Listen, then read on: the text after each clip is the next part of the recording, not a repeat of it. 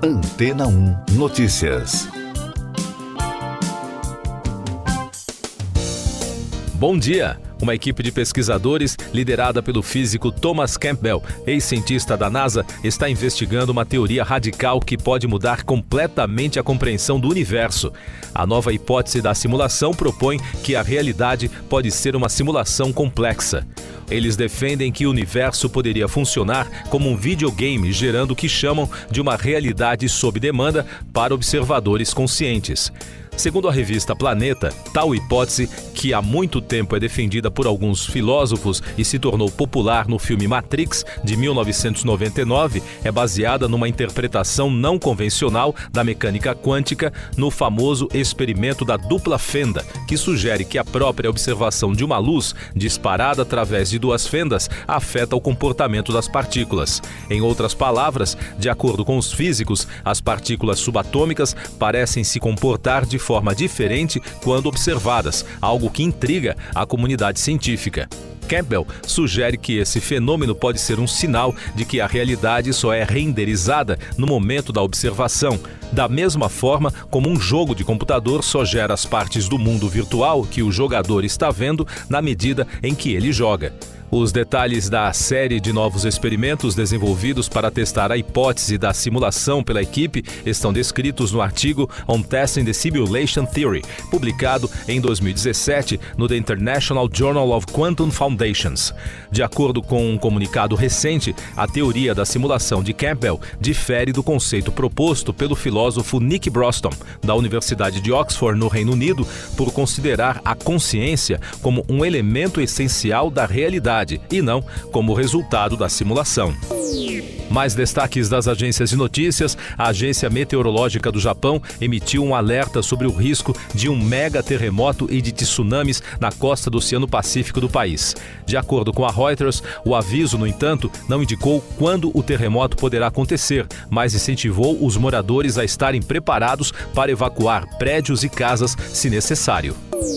O governo brasileiro expulsou a embaixadora da Nicarágua no Brasil, Fúvia Patrícia Castro Mato. A medida foi em resposta à decisão do presidente nicaragüense Daniel Ortega de expulsar o embaixador Breno de Souza da nação da América Central em retaliação à ausência da diplomacia brasileira no evento de celebração dos 45 anos da Revolução Sandinista, em 19 de julho.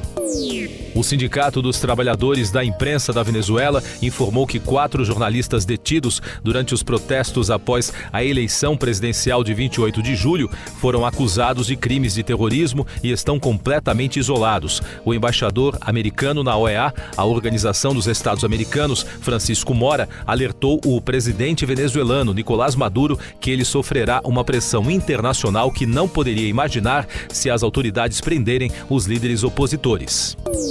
A Rússia enviou reforços para tentar frear a entrada de tropas ucranianas na região fronteiriça de Kursk. O governo de Vladimir Putin também convocou reservistas, declarou estado de emergência na região e restringiu o espaço aéreo. Cerca de 1.000 soldados de Kiev, 20 veículos blindados e tanques entraram no território russo na manhã de terça-feira.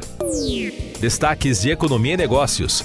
O Conselho Curador do Fundo de Garantia do Tempo de Serviço decidiu pela distribuição de 65% do lucro recorde de 2023. Do total de 24 bilhões e 300 milhões de reais, serão partilhados 15 bilhões 196 milhões entre os trabalhadores com conta vinculada ao fundo. De acordo com o FGTS, são 218 milhões de contas de 130 milhões de trabalhadores. E o governo vai isentar de imposto de renda os prêmios que os atletas medalhistas olímpicos devem receber do Comitê Olímpico Brasileiro. O texto publicado no Diário Oficial da União inclui os prêmios pagos a atletas entre os rendimentos isentos do imposto de renda. A medida também foi estendida aos para-atletas. Eu sou João Carlos Santana e você está ouvindo o podcast Antena 1 Notícias, agora com os destaques das rádios pelo mundo, começando com informações de Nova York da ABC News Radio.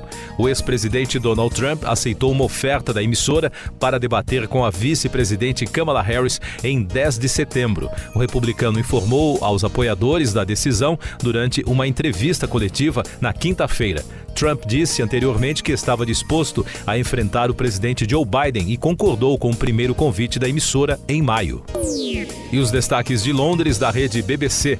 O primeiro-ministro britânico Keir Starmer disse às forças policiais para permanecerem em alerta máximo após uma semana de distúrbios desencadeados pela morte de 3 meninas em Southport há 10 dias.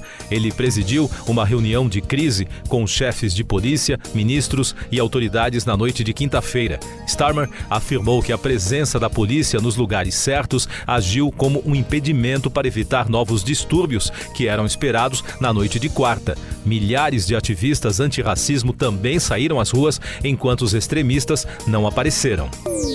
Todas as crianças feridas no ataque em Southport, na Inglaterra, receberam alta do hospital, informou a polícia. Ao todo, 3 meninas morreram e 10 pessoas, incluindo 2 adultos, ficaram gravemente feridos e foram levados para hospitais locais quando um adolescente de 17 anos com uma faca entrou em um clube de férias temático que tocava as músicas de Taylor Swift em 29 de julho. Siga nossos podcasts em antena1.com.br.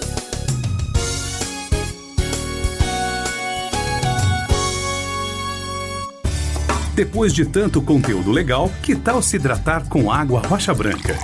O consumo regular de água durante o dia traz benefícios para a saúde, como, por exemplo, manter a pele bonita e hidratada. Rocha Branca, da fonte direto para a sua casa.